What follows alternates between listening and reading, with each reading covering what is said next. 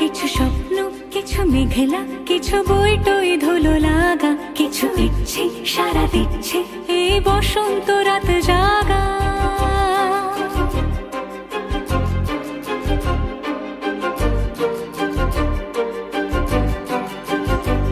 মম চিত্তে পাশ ফিরতে আজ পলাশ ফুলের কাব্য, নিতে নিতে ফুল ছিঁড়তে শুধু তোমার কথাই ভাববো।